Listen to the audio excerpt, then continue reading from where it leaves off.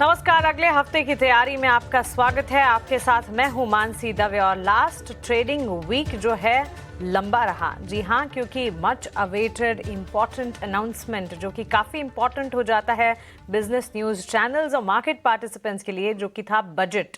सरकार का केंद्रीय बजट पेश होता हुआ दिखा 1 फरवरी को, जो कि रविवार का दिन था। रविवार होने के बावजूद भारतीय बाजार भी खुले और बजट भी पेश हुआ। और ठीक उसी के बाद एक बड़ा अनाउंसमेंट था ट्रेड डील। जी हां, इंडिया और यूएस के बीच टैरिफ को लेकर जो लेटेस्ट क्लैरिटी आती हुई दिखी और जो बात बनती हुई दिखी, प्रधानमंत्री नरेंद्र मोदी जी की एक तरह से कह सकते हैं तारीफ भी करते हुए नजर आए डोनाल्ड ट्रंप। और उन्होंने उन्हें टफ नेगोशिएटर भी बताया। भारत के लिए वो दिन जो है ट्रेड डील पर ये जो क्लैरिटी आती हुई दिखी, एक अपडेट आता हुआ दिखा, उस दिन मार्केट ने काफ़ी एंजॉय किया। और उसके बाद लास्ट 2 ट्रेडिंग सेशन यानी कि गुरुवार और शुक्रवार के ट्रेडिंग सेशन में वापस से कह सकते हैं वॉलेटिलिटी, उतार चढ़ाव हावी होते दिखे।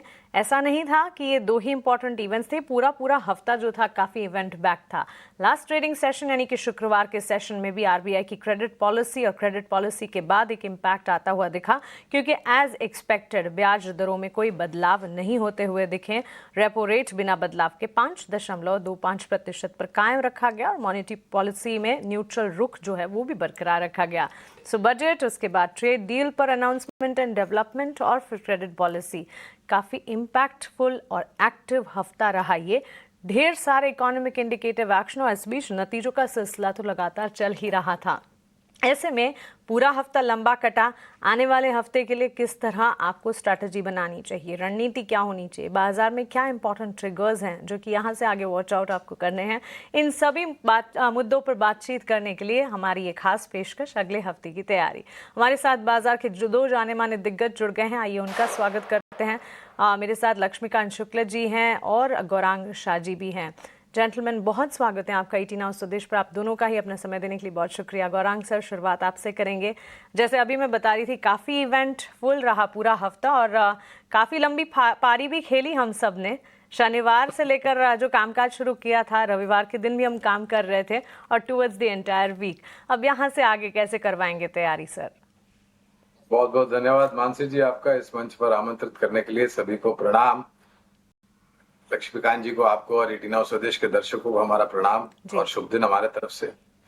तो देखिए, मेरे ख्याल से कभी कभी ऐसा होता है मानसी जी के जरूरत से ज्यादा काम करना पड़ता है हमें, जब कोई ऐसा बजट रिलेटेड कोई इवेंट होता है तो मेरे ख्याल से, और अनिवार्य भी था क्योंकि शेयर बाजार काफी नजदीक से जुड़ा हुआ है बजट के साथ।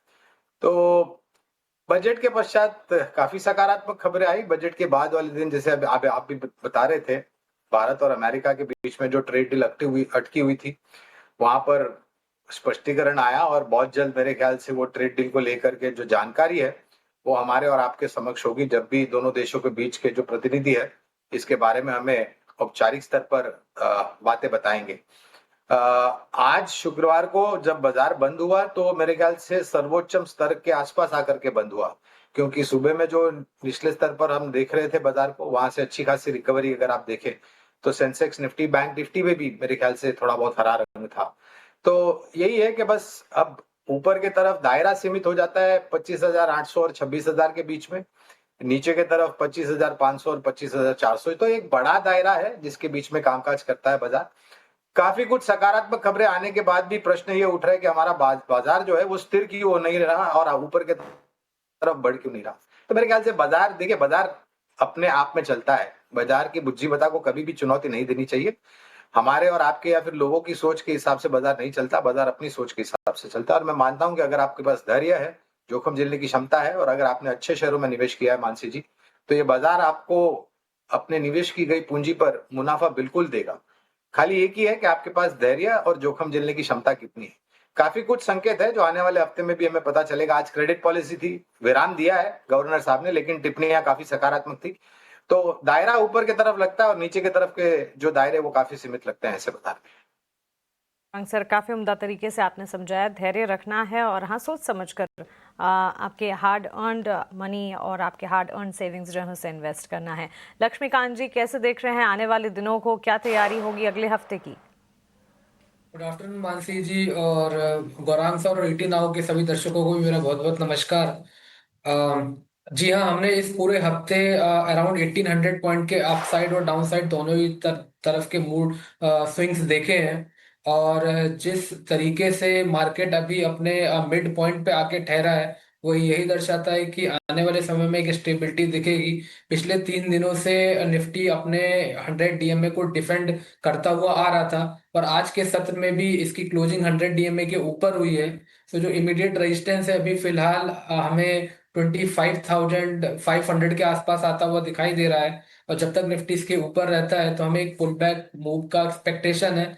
हालांकि एक इमीडिएट रेजिस्टेंस 25,800 के आसपास है। अगर उसके ऊपर निकलता है, देन आफ्टर फिर हमें 26,000 से लेकर 26,200 के लेवल्स देखने को मिलेंगे। तो जिनको फ्रेश बाइंग करनी है वो थोड़ा सा वेट करें। 25,800 के ऊपर अगर स्टेबिलिटी आती है तो फिर वहां से बाय करेंगे। तो मुझे लगता है आने वाले समय में हमें अपसाइड के लेवल्स ज्यादा अच्छे तरीके से दिखेंगे। वहीं पर अगर मैं बैंक निफ्टी की बात करूं तो बैंक निफ्टी ने भी अपने लोअर लेवल्स को मेंटेन रखा है। बैंक निफ्टी रिलेटिवली थोड़ा स्ट्रांग नजर आ रहा है निफ्टी से, क्योंकि ये अभी भी अपने सभी की मूविंग एवरेज के ऊपर सस्टेन कर रहा है। इमीडिएट सपोर्ट 58,200 के आसपास का है, और इसके ऊपर जब तक ये रहता है तो मुझे लगता है कि यहाँ से हमें एक short term pull back move 61,000 से लेकर 61,300 तक देखने को मिल सकता है। तो चलिए, ये एक नजरिया बाजार पर दोनों ही फंडामेंटल और टेक्निकल लेंस से आपको मिलता हुआ। अब आगे बढ़ते हुए हमारे व्यूअर्स के सवालों को भी शामिल करेंगे। सवाल पूछने का तरीका आपके स्क्रीन पर फ्लैश हो जाएगा। हमारे सोशल मीडिया हैंडल्स और कॉन्टैक्ट डिटेल्स आपके स्क्रीन पर लगातार फ्लैश होंगे। उन पर हमें सवाल पूछें और पूरी कोशिश करूंगी बाजार से जुड़े आपके सवालों को इस बुलेटिन में शामिल कर पाऊं। लेकिन गौरांग सर, सवालों का सिलसिला शुरू करने से भी पहले आईटी सेक्टर पर इन दिनों जो कुछ हो रहा है उस पर आपका एक टेक जानना चाहूंगी। अभी कल ही की खबर थी एंथ्रोपिक का एआई टूल, और इस खबर से टेक शेयरों में हड़कंप मचा। और हो भी क्यों ना, देश और दुनिया जैसे जैसे आर्टिफिशियल इंटेलिजेंस को एक्सेप्ट करती, लर्न करती दिख रही है, वैसे वैसे एक तरह से टेक्नोलॉजी स्पेस में काफ़ी कंसर्न्स और कंटिंजेंट सिनेरियोज पैदा हो रहे हैं। कितना डरने की ज़रूरत है IT sector, not just domestic लेकिन ग्लोबल प्लेस को भी? मानसी जी, ये पहली बार नहीं है कि इस प्रकार की खबरें आई हैं। ये एआई टूल के बारे में जो जानकारी आई और जिस तरीके से घबराहट, खास करके हमने देखा अमेरिका में नास्डैक में जो बड़ी-बड़ी दिग्गज आईटी कंपनियां हैं, वहां पर बहुत तीव्र गिरावट देखी। और फलस्वरूप हमने देखा हमारे यहाँ पर भी आईटी क्षेत्र की सूचकांक और आईटी क्षेत्र से जुड़े हुए शेयर में गिरावट आई। मैं एक चीज स्पष्ट रूप से बताना चाहूंगा कि ये जो परिवर्तन की जो व्याख्या है वो आईटी क्षेत्र के लिए ज्यादा अनिवार्य है, क्योंकि निरंतर बदलाव होते रहते हैं मानसी जी। और ये तो मतलब जो पिछले इतिहास में हमने देखा है, 2-3 दिन पहले जो आईटी रिलेटेड एआई टूल की जो बातें आई उसको लेके घबराहट, और आने वाले भविष्य में भी ऐसी खबरें आती रहेगी, जिसके कारण शायद थोड़ा बहुत अनिश्चितता का वातावरण मध्यम से छोटी से मध्यम अवधि के लिए हो सकता है। लेकिन जो भी टिप्पणियां पिछले 2-3 दिनों से आईटी क्षेत्र के कंपनी के मैनेजमेंट ने करी है इस एआई टूल को लेकर के, उन्होंने स्पष्ट रूप से कहा था इससे इतना घबराने की जरूरत नहीं। जिस तरीके से बाजार प्रतिक्रिया दे रहा है और जिस तरीके से हमने बिकवाली हावी होती दिखी है आईटी क्षेत्र में, तो हमारी खरीदारी की राय आज भी बरकरार है। एक छोटा डिस्क्लोजर दे देता हूं मानसी जी, अगर मैं भूल जाऊंगा आगे जाकर के, जो भी निवेश लायक रणनीति आपके समक्ष इस कार्यक्रम में रखेंगे, ये बुनियादी दर के आधार पर लंबी अवधि के लिए हमारी फंडामेंटल रिसर्च टीम की तरफ से राय है। इसमें हमारी कंपनी जियोजित अथवा मेरा किसी भी प्रकार का व्यक्तिगत निवेश नहीं, ना ही किसी प्रकार का वित्तीय लाभ मिलता है, ना ही किसी प्रकार का कॉन्फ्लिक्ट ऑफ इंटरेस्ट। लेकिन इसी स्तर पर राय हम हमारे क्लाइंट्स को देते हैं, संभव है कि उनका निवेश हो। तो आज के तारीख में भी हमारी फंडामेंटल रिसर्च टीम, और मुझे भी ऐसा लगता है, ये मेरा व्यक्तिगत मानना है कि आईटी क्षेत्र में निवेश बनाए रखें। थोड़ी परिस्थिति छोटी या मध्यम अवधि के लिए खराब है, लेकिन अगर आपका नजरिया 1.5 से 2 साल का है तो ये जो परिवर्तन हो रहा है उसका लाभ आपको नतीजों में आते हुए दिखेगा, और उसके फलस्वरूप आपको शेयर के दामों में भी वृद्धि होती हुई नजर आएगी। तो घबराने की बात नहीं है, एक थोड़ा छोटी मध्यम अवधि के लिए थोड़ी नकारात्मक परिस्थिति। बिल्कुल बिल्कुल, we completely understand and hear you sir. So लंबी अवधि के लिए आईटी सेक्टर पर इनफैक्ट ये जो कमजोरी, गिरावट है, एक बार सोच समझकर एंट्री की अपॉर्चुनिटी भी बन सकती है। अगर पोजीशंस हैं तो बरकरार रखें। सेक्टर में लॉन्ग टर्म प्ले कन्विक्शन अब भी बरकरार है। लेकिन चलिए, सवाल जवाब का सिलसिला। पहला सवाल विनोद सिंह का नागार्जुना कंस्ट्रक्शन कंपनी पर है। इन्होंने खरीदे हैं नागार्जुना कंस्ट्रक्शन कंपनी के शेयर्स। लक्ष्मीकांत जी एक टेक की आपसे जानना चाह रहे हैं, लास्ट क्लोज अगर देखें 156 के लेवल पर क्लोज हुआ है एनसीसी। 152 इनकी खरीद के स्तर हैं, करीब 1300-1400 शेयर्स की खरीदारी इन्होंने की है। एनसीसी का स्टॉक प्राइस 152 इनके एंट्री लेवल 156 के आसपास, करीब 3% की तेजी पर लास्ट सेशन में क्लोज हुआ है ये। देखिए यहाँ पर एक शॉर्ट टर्म बेसिस पर एक बेस फॉर्मेशन बनता हुआ दिखाई दे रहा है अराउंड दी जोन ऑफ 142 145 के आसपास। और आज के सत्र में जिस तरीके से इसने रिबाउंड दिखाया है लोअर लेवल पे, तो हमें लगता है कि आने वाले समय में एक शॉर्ट टर्म पुलबैक मूव देखने को मिल सकता है। अभी फिलहाल जो इमीडिएट रेजिस्टेंस है वो 160 के आसपास आता हुआ दिखाई दे रहा है। अगर 160 के लेवल्स टूटते हैं तो फिर से एक फ्रेश बाइंग मोमेंटम यहाँ पे ट्रिगर होता हुआ हम देख पाएंगे। और यहाँ से स्टॉक फिर अपने जो प्रीवियस स्विंग हाई है अराउंड दी लेवल्स ऑफ 170 174 के आसपास फिर वहां तक पहुंचता हुआ दिखाई देगा। तो इनको होल्ड रखने की सलाह रहेगी, स्टॉक को ये ब्रेकआउट का इंतजार कर सकते हैं। अभी जो फिलहाल सपोर्ट दिखाई दे रहा है वो दिखाई दे रहा है 143 का ही, और जब तक इसके ऊपर रहता है तब तक हम इस ब्रेकआउट का एक्सपेक्टेशन रख सकते हैं। और जो अपर लेवल है वो है अराउंड 170 टू 174 रेंज तक आते हुए। एब्सोल्युटली, तो चलिए पोजीशन को इंटैक्ट रखें। 174 तक के लेवल्स नजर आ सकते, करीब 3% की तेजी लास्ट सेशन में हमने देखी जरूर है। गौरांग सर, अगला सवाल एशियन पेंट पर है। कौशल किशोर से सवाल पूछ रहे हैं। 60 शेयर्स एशियन पेंट्स के इन्होंने खरीद रखे हैं और अपने एंट्री लेवल जो हैं 2800 के बता रहे हैं। 2400 के लेवल के आसपास हमने ट्रेड्स देखे, ऑलमोस्ट 1.5% की गिरावट। और पेंट स्टॉक्स तो उस कैटेगरी में आते हैं गौरांग जी जहां कच्चे तेल की चाल, एनर्जी पैक में अगर मूवमेंट्स होते हैं तो एक इवेंचुअल इम्पैक्ट यहां पर भी पड़ता है। अदर देन दैट ऑल्सो कई सारे फैक्टर्स कंपनी के लिहाज से भी, लेकिन आपका फंडामेंटल एनालिसिस क्या कहता है एशियन पेंट्स पर? पहले तो मानसी जी, जो निर्भरता पेंट कंपनियों के की कच्चे तेल पर थी वो कम होगी, क्योंकि पहले क्या था, ऑयल बेस्ड पेंट बनाती थी कंपनियां। अब ज्यादातर टेक्नोलॉजी को लेकर के इन्होंने जो यश या फिर एक सफलता हासिल की, उसके फलस्वरूप वाटर बेस्ड पेंट्स ज्यादा बनते हैं और वो मेरे ख्याल से कॉस्ट इफेक्टिव भी रहते हैं और ड्यूरेबल भी रहते हैं। जहां तक एशियन पेंट्स का सवाल है, नतीजों में निराशा थी, इसमें कोई दो बात नहीं है। और वो निराशा शायद हो सकता है चौथी तिमाही में भी एक हल्की सी झलक आपको देखने मिले। निराशा तिमाही नतीजों में थी, इसी के लिए ये शेयर गिर करके 2400 के पास आसपास काम कर रहा है। इनके पास शेयर की संख्या कम है, अगर निवेश लायक पूंजी है तो 2800 पे इन्होंने खरीदारी की है। मौजूदा स्तर करीबन 2400 के आसपास। थोड़ी बहुत संख्या में ये और जोड़ सकते हैं, अगर निवेश लायक पूंजी है तो जितने शेयर्स है उनके पास आधी मात्रा में और जुड़े, ताकि इनका निवेश का स्तर नीचे आ जाए। और लंबी अवधि के लिए हमारा नजरिया सकारात्मक है एशियन पेंट्स के ऊपर। ये एक प्रॉक्सी प्ले भी है मानसी जी। जहां तक रियल एस्टेट सेक्टर की रिकवरी का भी अगर आप प्रश्न पूछे, तो रियल एस्टेट सेक्टर अच्छा करता है तो पेंट, पाइप, सैनिटरी फिटिंग्स वगैरह वगैरह, होम डेकोर जैसी जो कंपनियां हैं वो भी सकारात्मक रुझान लेकर के आई। कनेक्टिंग प्ले है और इन तमाम पर नज़र भी होनी चाहिए। ये हो गया एक नज़रिया कौशल जी आपके लिए। एक और सवाल शहनाज का सवाल है ITI लिमिटेड पर। इन्होंने ITI लिमिटेड के शेयर्स खरीदे हैं। लक्ष्मीकांत जी, एक बार तो पहले इस स्टॉक पर नज़र डाल लेते हैं। हमने लास्ट 300 के इर्द गिर्द ही इसे रेंज होता हुआ देखा है और बिकवाली का दबाव नजर आया है पिछले कुछ सेशंस में। 290 के लेवल्स पर यह स्टॉक क्लोज हुआ है। इन्होंने 468 के स्तर पर खरीदारी की है, लेकिन इनकी खरीद से आधा होता हुआ ऑलमोस्ट ये स्टॉक 141 शेयर्स इन्होंने खरीदे हैं 289 के लेवल्स पर।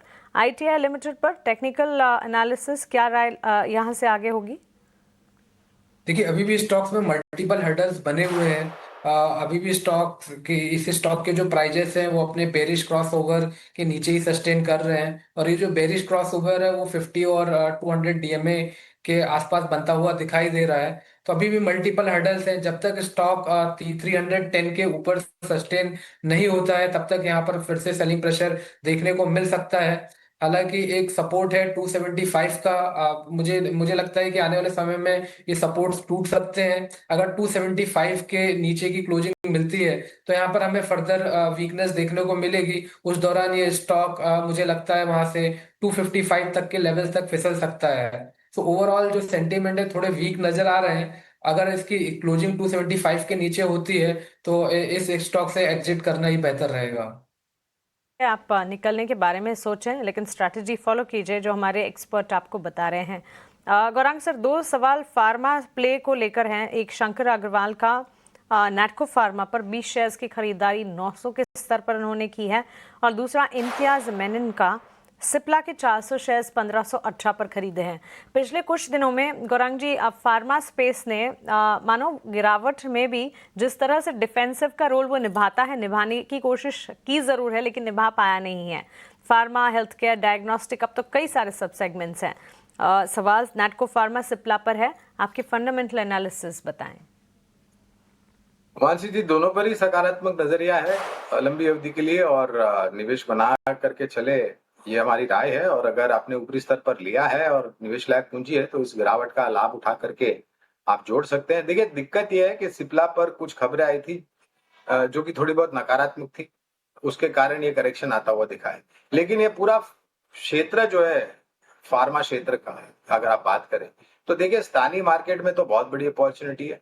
अमेरिका में अनिश्चितता वातावरण था, जो नीतियों की घोषणा राष्ट्रपति ट्रंप ने की थी वो भी अब धीरे धीरे करके दूर हो रही है। अमेरिका को छोड़ करके बाकी अन्य देशों में भी भारतीय फार्मास्यूटिकल कंपनियां बहुत अच्छा कामकाज कर रही है।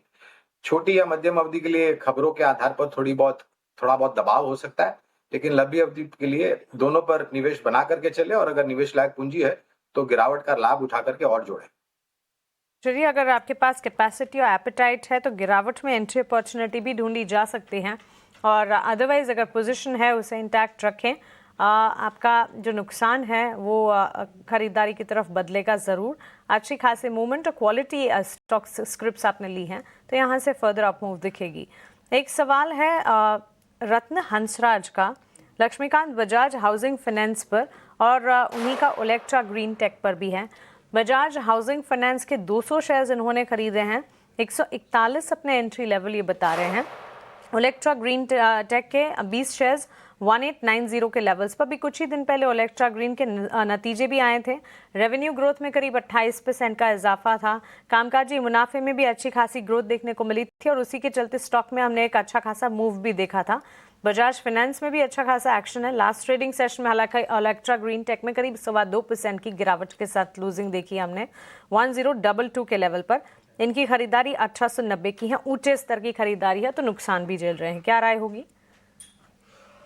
ओलेक्ट्रा ग्रीन अभी भी अपने डाउन ट्रेंड में ही ट्रेड करता हुआ दिखाई दे रहा है।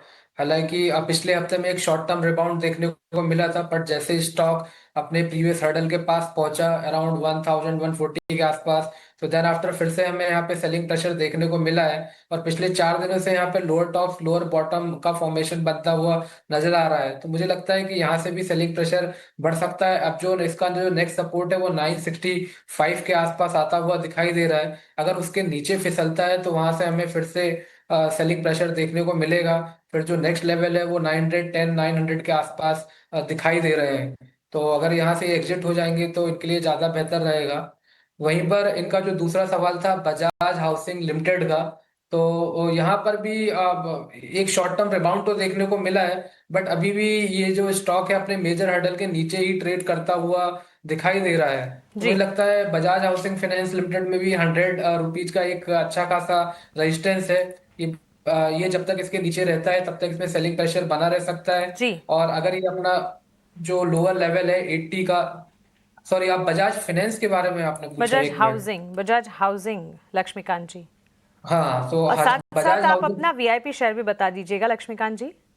जी हाँ। सो बजाज हाउसिंग फाइनेंस अभी भी 100 लेवल के नीचे सस्टेन कर रहा है। जब तक ये नीचे ट्रेड करता रहेगा तब तक यहाँ पे सेलिंग प्रेशर बनेगा, और 87 के लेवल टूटते हैं तो यहाँ से हमें और गिरावट देखने को मिल सकती है। तो यहाँ पर भी हमारी इनसे एग्जिट रखने की सलाह रहेगी। बीआईपी शेयर में दो स्टॉक्स हैं, वो बाय साइड के रिकमेंड बाय साइड की ओर रिकमेंड हम करेंगे। सबसे पहला है क्यूमिंस इंडिया। क्यूमिंस इंडिया में हमें लोअर लेवल से कल के सेशन में बाइंग देखने को मिली थी, और आज के सेशंस में भी यहाँ पर हमें एक अपटिक देखने को मिल रहा है। स्टॉक्स अभी अपने सभी की मूविंग एवरेज के ऊपर सस्टेन कर रहा है, तो मुझे लगता है कि फॉलिंग ट्रेंड लाइन का ब्रेकआउट आने वाले समय में देखने को मिलेगा। करंट लेवल से भी इसको बाय किया जा सकता है क्योंकि रिस्क रिवॉर्ड रेशियो फेवरेबल है। जिसको हमें बाय करना है अराउंड 4340 टू जी 350 जी। के आसपास, और इसमें जो हमारा स्टॉप लॉस होगा वो रहेगा 4200 का, और टारगेट होंगे हमारे 4600 के। ठीक है और गौरव। दूसरा हाँ जी, बताइए। दूसरा जो स्टॉक है वो है हमारा मैक्स फाइनेंशियल सर्विसेज। यहाँ पर वी मैक्स हेल्थ में हमें एक V shape kind of recovery देखने को मिली है। तो मुझे लगता है कि यहाँ पर भी अपसाइड के मोमेंटम देखने को मिल सकते हैं। हमारा जो टारगेट है यहाँ पर बैंक सेल्फ फाइनेंशियल में 1110 का, और हमें स्टॉप लॉस मेंटेन रखना है जी 1005 का। जी गौरांग सर, क्विकली आप भी बता दीजिए अपने वीआईपी शेयर्स। बुनियादी दर के आधार पर दो विकल्प है मानसी जी। पहला है फोर्टिस हेल्थकेयर, जहां पर 1150 के लक्ष्यांक है, अनुमानित लक्ष्यांक मैं आपको बता रहा हूं। और दूसरा है निजी क्षेत्र की दिग्गज बैंक आईसीआईसीआई बैंक, जहां पर 1650 के लक्ष्यांक है। दोनों ही लंबी अवधि के लिए इस तरह से शुरुआत कीजिए और गिरावट पर जोड़ते जाए। बिल्कुल गौरांग जी, लक्ष्मीकांत जी, बहुत शुक्रिया आपका हमारे साथ जुड़ने के लिए और बाजार पर अपनी रणनीति हमें बताने के लिए। इसी के साथ अगले हफ्ते की तैयारी में इतना ही। एक छोटे से ब्रेक के बाद स्वदेश खबर लेकर वापस लौटेंगे। आप बने रहे हमारे साथ। नमस्कार।